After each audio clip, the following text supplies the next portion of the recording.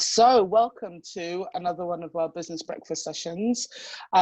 We've been hosting these sessions since lockdown, and I guess since the really the announcement of COVID and the understanding of the implications it was having on the economy. And because a lot of the work we do at Hatch is to support small businesses to achieve their goals and to make sure that they're able to be sustainable and to have really good foundations, we decided to do these sessions in order to give people the resilience skills that they need in order to weather the COVID storm and hopefully maybe even pivot or leapfrog their business.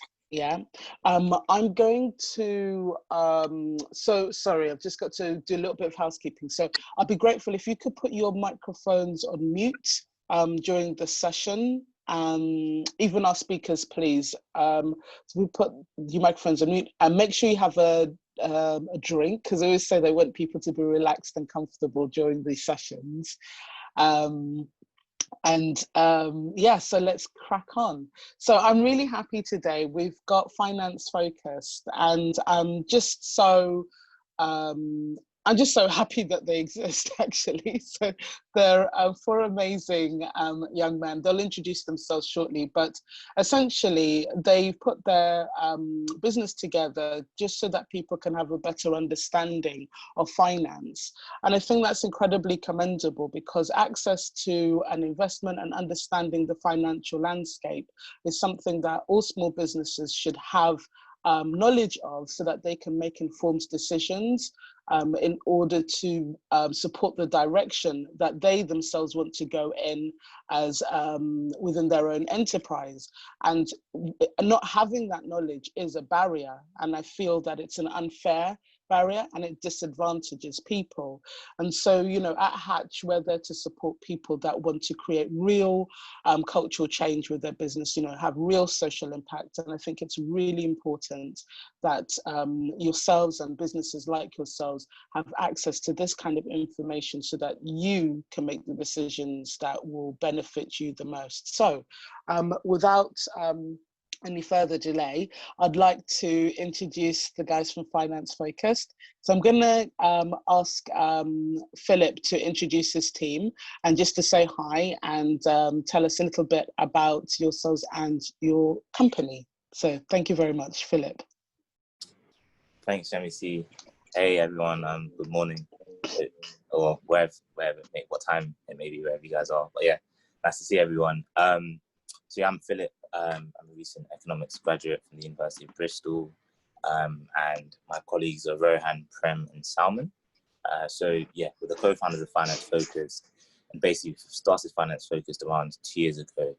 And the main reason behind starting it was really just to provide people that wanted to understand more about finance, whether that may be students, whether that may be kind of business leaders, or just even working professionals, to really kind of have an understanding of the key concepts that they needed to be able to understand more about the financial space and more about kind of what's going on in the kind of macroeconomic world. So my role was more kind of dealing with partnerships and focusing on the strategy going forward. So I'm going to pass on to Rohan to just introduce himself. Hi guys, thank you so much for the opportunity, MC. So yeah, my name is Rohan. I'm going into my final year at UCL studying economics and statistics. And yeah, following on from sort of Philip's point, we wanted to make finance sort of accessible for all. And we're continuing on that sort of mission over the upcoming year when we're most of us at university.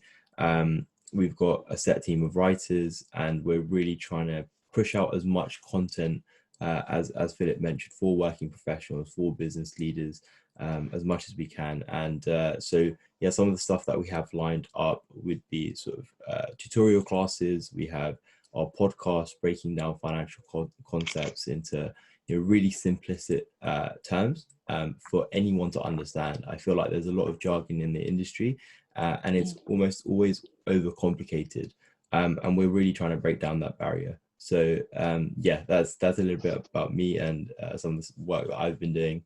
Yeah, I think Prem's up next. Yeah, thanks. Thanks again, guys, for hosting us today. It's a really good opportunity. So I'm Prem. I'm studying computer science at Imperial College London, and on Finance Focus, my role is as like the head of the technology side.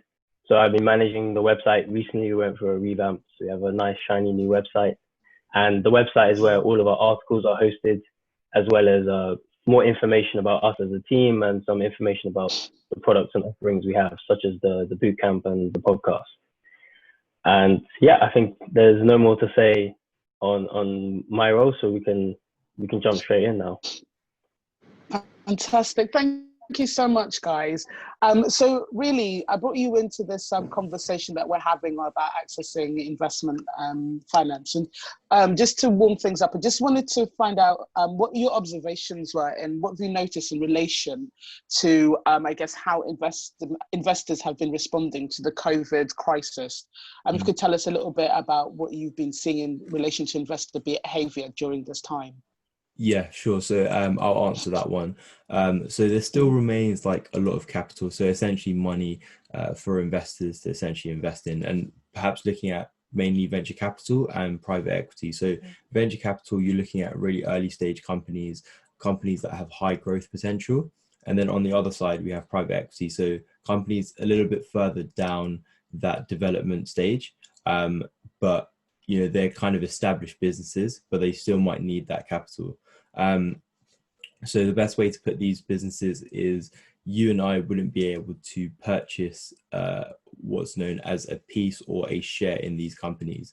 They aren't publicly listed. So for example, Apple or Microsoft, we could go and buy a piece of that business, but with more the venture capital and private equity, these are for sort of high net worth investors and companies and institutions to invest in to maximize their gains because they have so much potential. So looking at those two areas specifically, yes, they have a lot of capital that still remains, so money for them to invest in, but they're a lot more cautious going forward. So businesses are obviously really prone to shocks in demand because of COVID. And that means that these businesses are now looking more so to the businesses that sell directly to businesses rather than directly to consumers. So there's been sort of increases in cloud technology, artificial intelligence, but yeah, just moving away from directly selling to consumers. And when something like COVID happens, or if there's some sort of massive change, these guys are always sort of looking for new opportunities. And that's why we've seen sort of rises in the investment in biotechnology as well. So, and then on the other hand, there's been a lot of emergency capital being raised by existing businesses already. So, they might be running out of funds because they're not getting that demand, they're not bringing in consumers, and they're not generating revenues at the minute. So they're reaching out to their investors or investors that have previously raised money for them and essentially taking out emergency capital. So the best example of this is probably Airbnb, which in 2017 September they were valued at £31 billion. Fast forward 3 years later, you'd expect that valuation to go up, but due to COVID, it's now valued at only 26 billion. So 3 years on, they've now lost 16%, despite the business being so strong before COVID. So the reason for this is the fact that demand has ceased, and ultimately that's led to a lot of drop in valuations for mainly businesses that sell directly to consumers. So yeah, hopefully that's a nice overview. Yeah, but however, it's clear that there's still money there. When we're thinking about the businesses that we work with, they may be small, but they have so much potential. We recently saw one of the businesses that we mentor, Price Pally. They're based in Lagos, and they have an online food platform, and they are creating access to food for people using digital technology, and they were able to quite effectively raise finance. And the other thing that's interesting is what you said about emergency capital, and I believe that there are a lot of schemes out there for smaller enterprises who have shown promise before COVID, to be able to have, I can't remember how you phrased it, but at least to be able to have money to keep them going whilst the environment stabilizes. And one of the things I would like to ask you to just tease out a little bit more is that, are there any other trends that you're seeing? And what kind of like sectors do you think are doing well right now, and are kind of like currently surviving? Is there anything we can learn from them? Yeah, so I think it's just in terms of their business model itself. So it's not completely reliant on sort of shocks. So yeah, really strong foundations. Obviously, investors are a lot more cautious. They need to be a lot more thorough with their investments. So if there's a business that's really prone to shocks in demand because of COVID, that means that there's an added risk factor for these investors. They don't know whether, at the end of the day, the investor is always looking to make a return on that initial investment. So how much risk, they might not be willing to take so much risk on for a business that potentially might collapse because all demand for them ceases. So it's all about how the businesses pivot. So as you talk to with the business that's delivering food to consumers online, can businesses really pivot during this time and perhaps have an offering? But I think Prem has some stuff to add to that. Yeah. So I can kind of carry on from there. So you also asked about what other trends we've seen, and like Ryan said, investors are becoming a lot more risk averse. So in terms of how it has impacted during COVID, this has become sort of a bigger problem now, because an interesting stat I came across was that in 2019, 20% of the investment rounds in European companies included a US investor. And for some of the companies here on the call, I'm sure perhaps across the African continent, that number is probably a lot higher in terms of how many foreign investors are needed. The problem is the travel restrictions that we've seen during COVID-19 are causing this cross-border investment to decline a lot in the latter quarters of 2020, which means some VCs are going to favor domestic companies rather than trying to take a look into foreign activity. So while we were saying there is plenty of money to go around, I think there's going to be a bigger clustering of investment in firms who are near the Series A and late stage growth, as opposed to Series B and Series C. Those sectors or those areas are going to be a lot harder to get investment from now unless your metrics are near perfect. And for what those metrics are, or Hatch are telling you guys, but it's becoming a little bit more strict in that area. So that's where the growth is.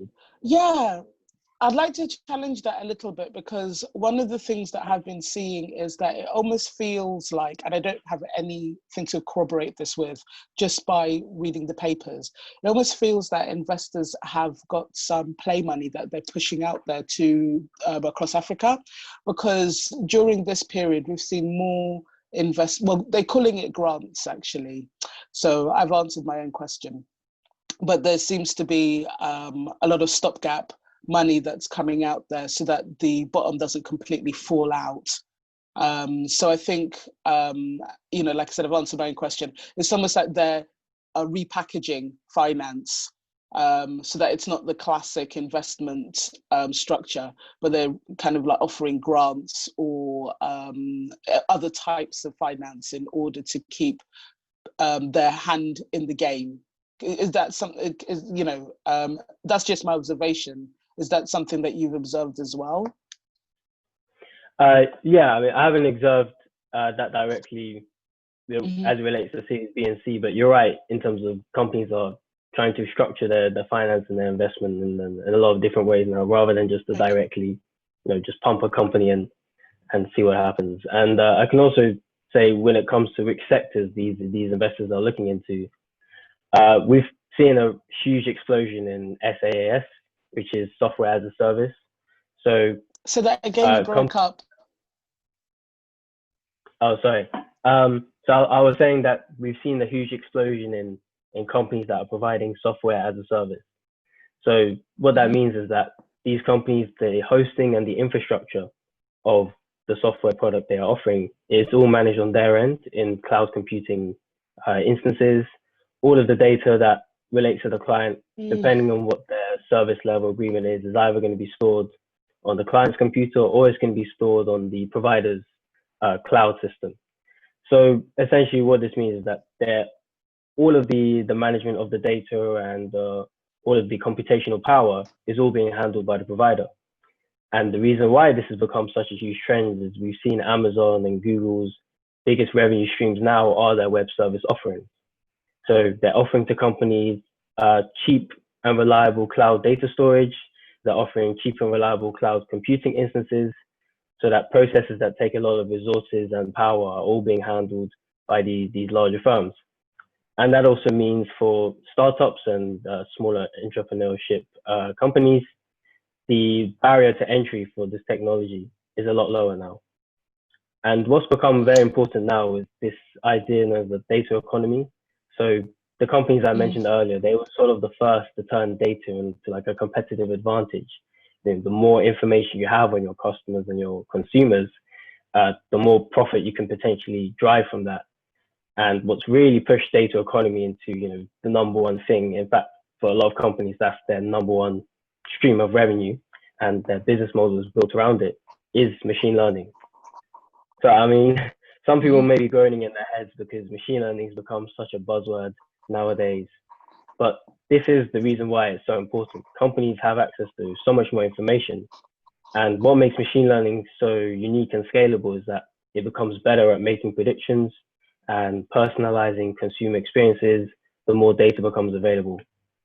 So a lot of investment firms and venture capitalists are also going to be looking to, if they see a company that has access to a lot of consumer data, are they going to be taking advantage of that? Are they going to be nearer the cutting edge using machine learning to personalize? So that can be personalizing your ads or personalizing how a product works for you. And also just, again, collecting this data for usage. But again, you have to be careful of that. That kind of attitude has been tempered a little bit because we've seen the backlash when it comes to Facebook and their invasion of privacy.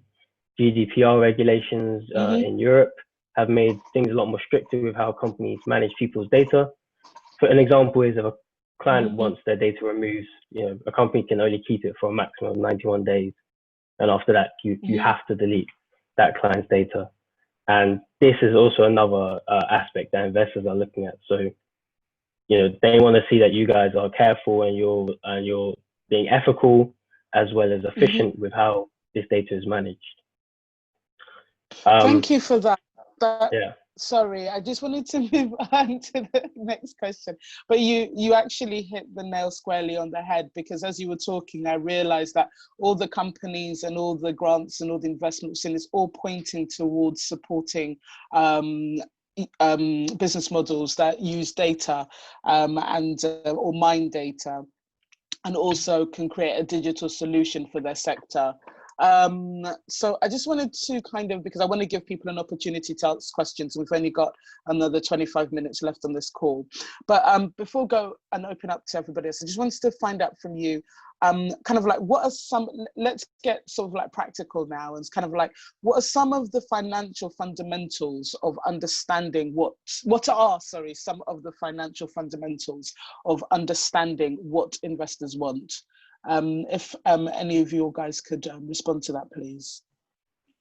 Yeah, sure. So I know that Phillip is touching upon some of the accounting side of things, which is really, really pivotal in the next question. So I don't know whether it's worth sort of mentioning a few bits now, but in terms of the actual... Well, I mean, yeah.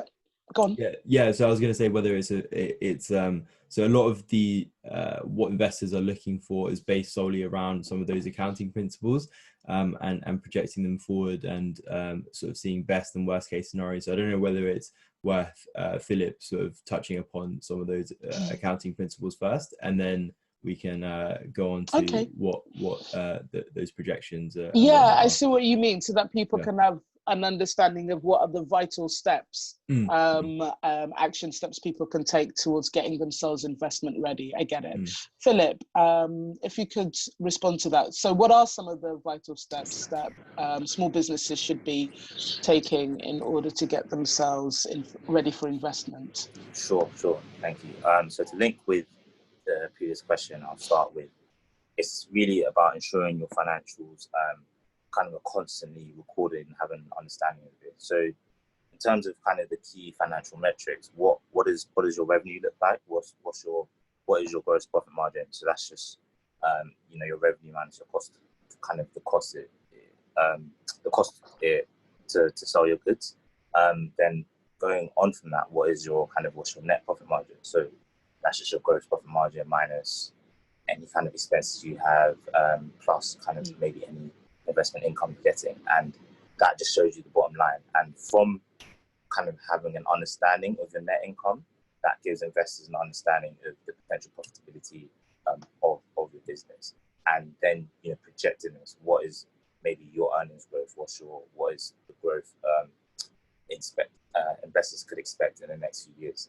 And that you have to tie in with kind of looking at the size of the market you're trying to enter, looking at, for example, how many potential customers you could reach and how many current customers you can have. Then you've got to kind of move from, so that's on the income statement side of things. That's the key financials on the income statement side of things. But you also got to look at your balance sheet, right? So how much cash do you have on hand or cash equivalents, and how do you plan to use this? Have you got any inventory you currently have, which would come under assets, or are you more of like a lean? Do you have more of a lean business model where you don't hold inventory, so you may have kind of less assets? And then on top of that, what are your liabilities, and how does this compare to your assets? So what's your debt looking like? What's kind of the wages or the accounts payable? So in terms of the short term, like who do you owe, in terms of debt, in terms of work, in terms of kind of, I don't know, rent, what does that look like?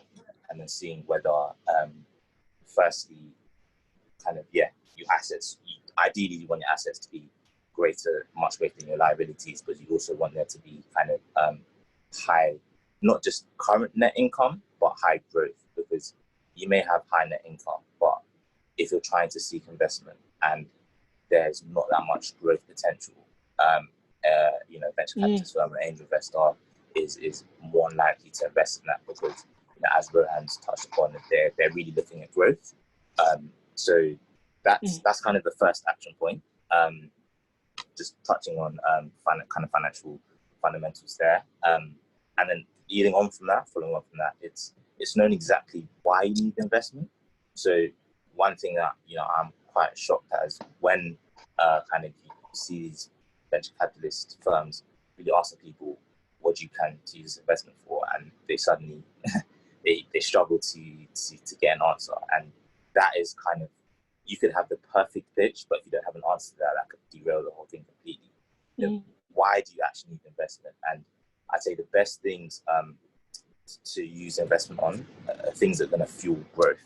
Kind of growth is the kind of most important thing to these investors.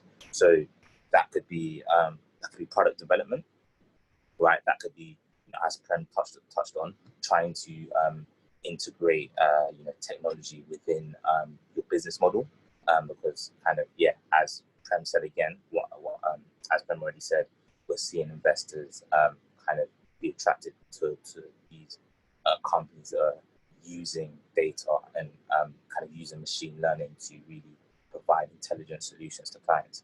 So using investment for technology, using investment for product development, maybe increasing capacity, but also kind of marketing, strengthening the brand and strengthening your brand name, right? That's all going to lead to growth. Not using investment to pay off debt or to maybe increase your salary. You know, if an investor, if a VC firm hears that, they're going to run 1,000 miles. So it's really kind of understanding what kind of you're going to use investment for as well. Then kind of moving a bit broader, other action points is probably kind of already gone over this, but researching your specific market in detail. So carrying out due diligence on whether your product or your service actually addresses a problem in the market. So we've seen a trend where so many entrepreneurs try and create this, absolutely fantastic product, but they're not actually addressing a problem, and that makes it so much harder for that service, for that product to be accepted in that market, in that industry. So it's firstly looking at where there may be a problem, and then looking at how your product addresses this, or how your product somehow addresses the problem, or somehow removes the problem. And so you need to understand why people would buy your product instead of competitors. So understanding your competitive advantage and how you are currently protecting that and will continue to protect that in the future. And then just quickly, the last thing is just having clearly defined roles within the team, within kind of executive members. So really asking yourself and really clearly being able to explain, how does each and every single one of you contribute to the end goal of the company, or the end goal of the business? Kind of how are each one of you helping make your product or your service more prevalent in the market? Thank you very much. That was perfect. Rohan, did you want to come in and add a little bit about to what Phillip said? Yeah, sure. So I think the first thing, just touching upon that market sizing. So investors really want to get an understanding of how big your market is and the potential for your company. So at the moment, you might be, claiming a really small percentage of that market, but they know that the potential's there, right? So it could be, you might be only touching 500 potential customers at the minute, but this market's worth, I don't know, there's 1 million consumers waiting there. So they know how big that market is and what your potential revenues are. So I think that's one really big fundamental concept that they're looking for. Another thing is, what are your drivers, right? So what's really driving some of those revenues in your business? So for example, when you touched upon a online delivery business, so how many people are coming onto your website? How many people are then actually buying a product from your website? And you can work out all these metrics almost. So it might be actually 1%. And how can I now go from that 1% to maybe 5%? And then sort of looking to maximize that number. Is there certain things that I can put on the website, or is it an app, or is there certain things that I can help people along the process of actually purchasing something from the product offering that I have? Obviously, this is completely independent for each business. So it might be, these metrics might be completely different for someone that's perhaps selling shoes to consumers versus an online delivery business. So just really understanding what those drivers are that ultimately lead to your revenues going up. And then I think the last thing to touch upon is with your financials. So how does all of these metrics, how does the market share ultimately lead to growth potential in your revenue? Can you also keep your costs low? So most of the time, like, your revenues increase. Obviously, you're now having to push out more products. That usually means that you're having to spend more money on creating these goods to sell. So can you increase your revenues at a greater rate than you increase your costs? That's something that really attracts investors, because you're really thinking about the entire business here and how you could potentially scale it up.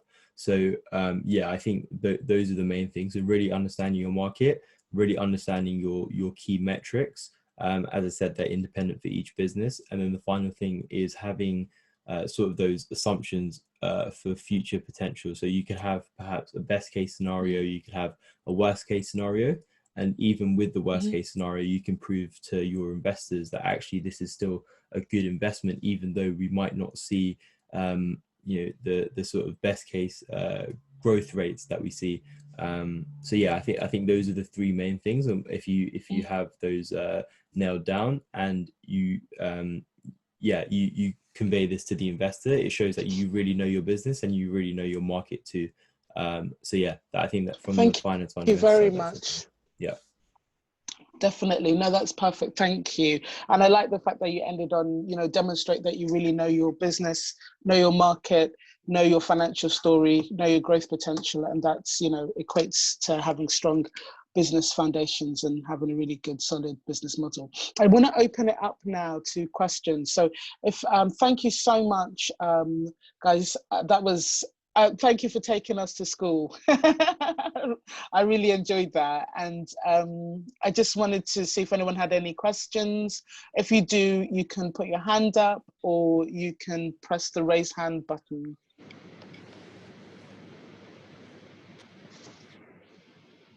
Let's see. Have we got any inquiries? Was that so loud and clear? I can hear someone's mic. We do this. I'm going to flip the question round. If anybody's happy to offer kind of like what motivated them to join this business breakfast session, then it would be great for us, because we can have a better understanding of the investment knowledge that you're seeking. Actually, I have a question. Okay. So this is really great information, but I think these are relevant for profit businesses. So how can social enterprises actually utilize, how can they shape their business model to actually attract maybe venture capitalists or just general investors? Because I think there are more and more people investing in the social space, but I think also it's difficult to articulate in a strictly for-profit terms that emphasizes just on growth year on year and not so much on the social impact. So how would somebody who runs a social enterprise be able to formulate the narrative to fit that? Yeah, thanks for the question. Yeah, I can touch a little bit on that. I think definitely you're right in that investors are looking at social enterprise companies. There's a big idea now about companies need a purpose just beyond making profit, which is kind of in direct contrast to the stakeholder capitalism.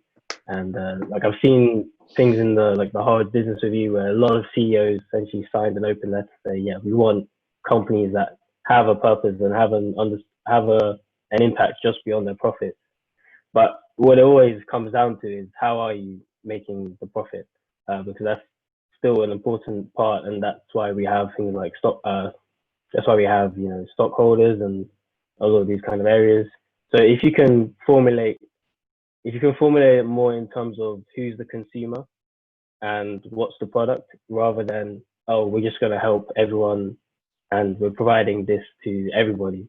Because another thing that venture capitalists really look for is you have a really clear profile of your user.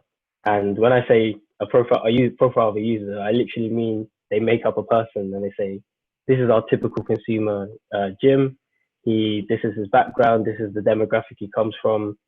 This is what he's been missing, or this is a problem he has in his life. And this is how our company addresses that. So you starting, one from the customer.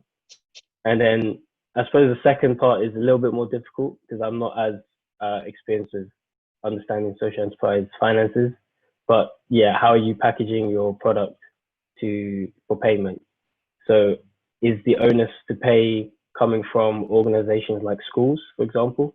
If you're offering packages to schools, the students aren't actually paying, but the school is going to be paying you, for example.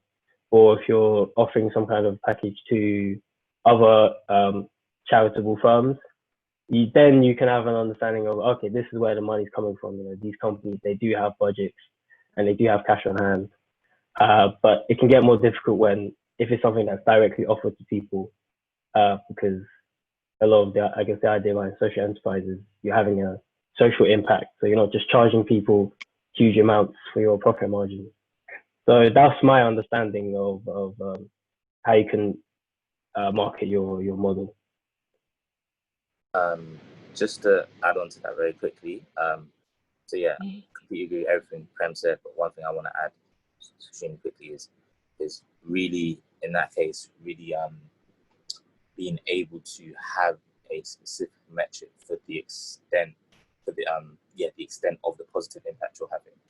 So if you're less focused on the profit side of things, because as Prem said, you're not focused on making your profit margins as wide as possible, then one thing I would say is, okay, then you have to now show this investor, whoever it may be, there needs to be a metric for the impact you're having on whoever your client may be. So if it was schools, how has your organization helped these students within that school with a specific metric and specific examples? For example, user profile. Jim or John, whoever it may be, we helped him. He was a potential C-grade student. Our organization came in and kind of helped him get this or something like that. So having a metric that really highlights the extent to which you're helping.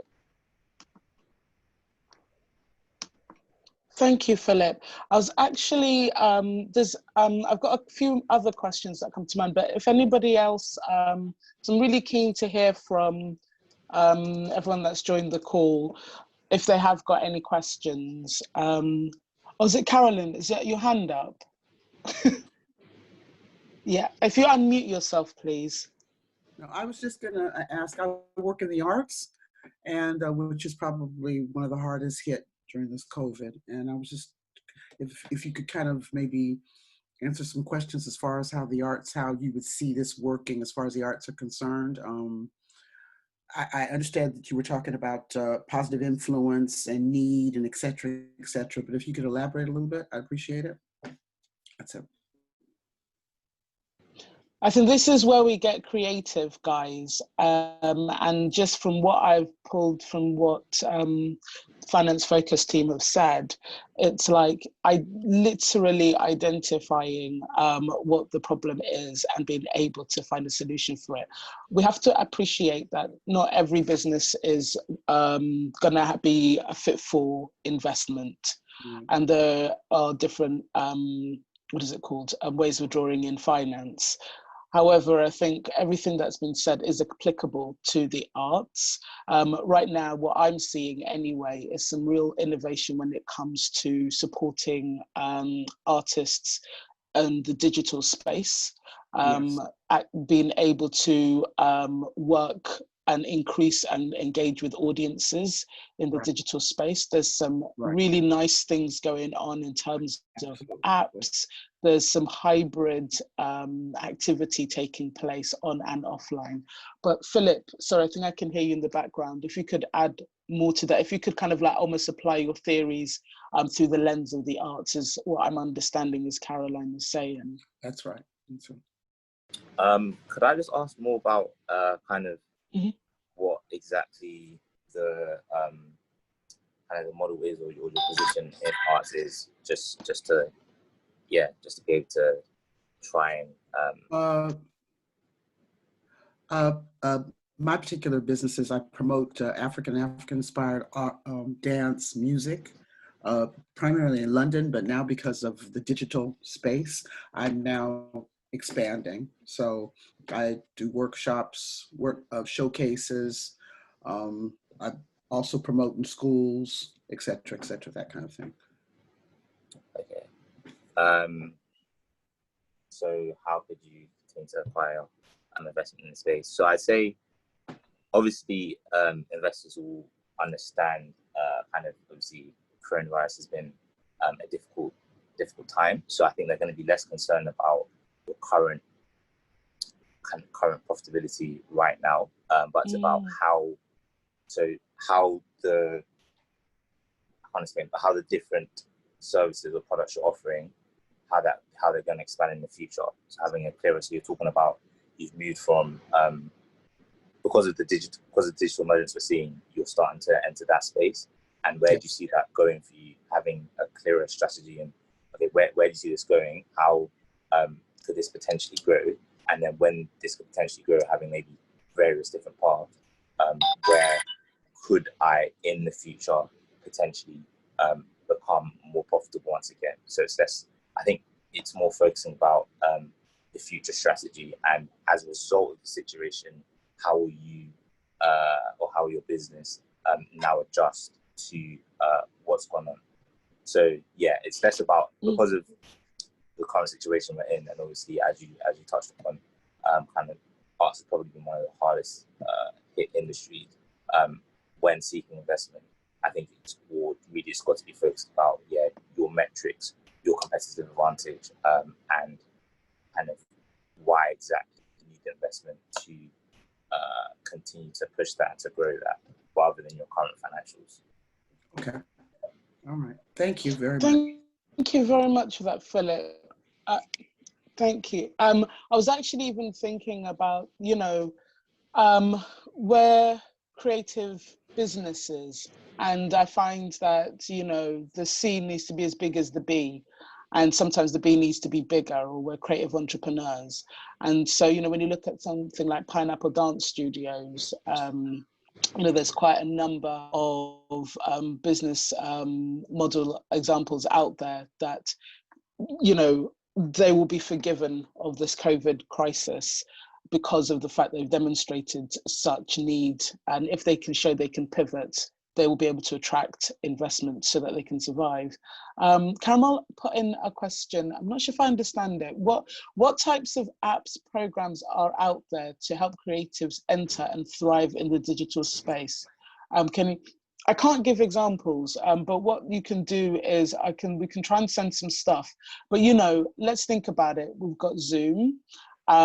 We've got so these are the things that I'm talking about. I know that there's a lot of software that's being developed now to support musicians to be able to collaborate. So this is what I'm talking about in terms of, if you can either work with another sector, or you can come up with, if you have a problem, you can solve it, and then you have to bring in the expertise to actually make that reality. So right now I'm talking to a lot of developers in terms of being able to create, more access to information for creatives that are specific to the creative industries.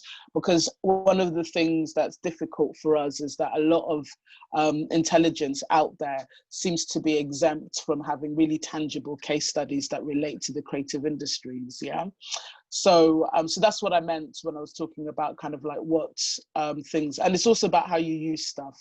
Look at Instagram. I'm not sure if their intention was for it to be such a vibrant platform for creatives, but creatives have absolutely taken hold of that, and they're using it to be able to tell the story that Rohan was expressing in terms of the drivers. All the insights you get when you go onto your Instagram really show how you've grown, and you can put that into your business case. When I first started, I didn't have access to that kind of information. And if you can walk into a room and you can say, over the last 6 months, this is the engagement we've had, and it's kind of like translated itself into this number of sales. That's like, I don't even know how I was able to get that information back in the good old days. Now I just have to go on my mobile phone and click a button. But I just wanted to also, I think, this is one of the questions that I guess we get asked a lot, is like, so where do you find investors? It's kind of thing. So these elusive people who are out there with all this money and capital meaning money, that they want to invest in these high growth businesses. Thank you, Caramel. So Prem, I'm going to pick on you. Where are your investor friends at? Well, for finance focus, actually, we've because we're like we're a student-led kind of startup. So we've been looking at investors from different university groups that have their own investor societies. But I mean, you could maybe try and make use of your academic links. So whatever university you guys went to, I'm sure they have their own kind of investment fund. Online, there's lots of competitions, startup competitions. So if maybe if you're in like the really early stages and it's starting off even before formal funding, you can enter these startup competitions and you can get, I think it's a no strings attached cash prize that you get. It's just a independent cash investment you get in your business to really push you guys to the next level. When it comes to serious funding and serious investors, I know there are some online platforms, like I've heard of AngelList, which is where startups are listed, and angel investors who are usually individual investors who are looking for companies to invest in, sorry. They use platforms like AngelList. So if you can get yourselves onto there, you're going to get more contact and more exposure. I'm just talking the less traditional forms of finding investment, because again, during COVID, I totally, it's more difficult. So yeah, no, I take totally advantage hear you. of digital. Yeah. Yeah. Sorry to cut in. I just realized the time. I could sit on this call forever. I'm loving this. Did I just hear Philip's voice? Yeah, I was literally just gonna quickly add to that.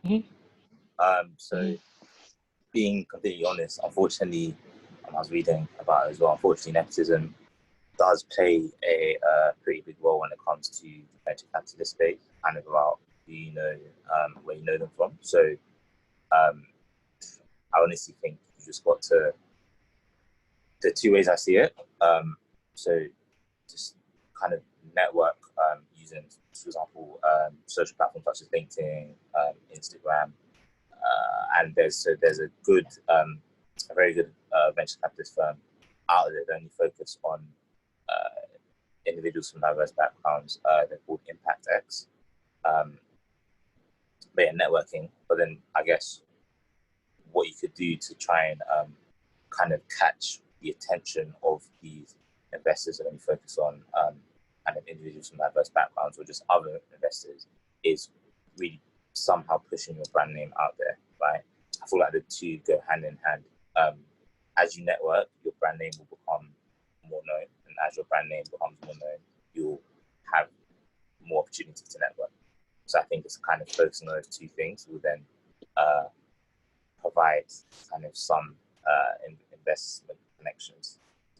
But yeah, unfortunately, like as Prem said, there are various things you could kind of find online that kind of get cash prize, equity required. But yeah, in terms of Series A, Series B, and stuff, you're looking at just brand awareness and networking. Thank you very much. One of the things that I will pick up from what Prem said is, like, if you can attach yourself to an incubator or an accelerator, and their job is to develop the relationships that Phillip was expressing, so that you can be matched or have a better chance of finding the right partner for yourself. And just to sort of can't emphasize it enough, I mean, that's why we started up Patch. It's just make sure you have really strong business foundations, really get that business model right. I understand what it's like to be a creative and a social entrepreneur. It's the focus is always on the, like I say, the C or the S, but we really got to up our game when it comes to the entrepreneurship and the business learning and knowledge. We have to be as excited as we are about coming up with a new design as we are in terms of doing our financial forecasts. And at that point, business will really start to make sense, and investment doors will actually open up. As the boys have been expressing over and over again, I hope you've picked it up. They've used, you have to have really clear accounts, really clear story, really solid growth projections and narrative. And it is possible, because I have so much faith in all of your ideas. Just need to really support yourselves to get that story out there and make sure that it's presented in a way that investors can understand. So thank you very much, Finance Focused. I would really encourage everybody to follow them across the socials and get onto their podcast. All their information we will circulate on our Instagram and across our social media platforms.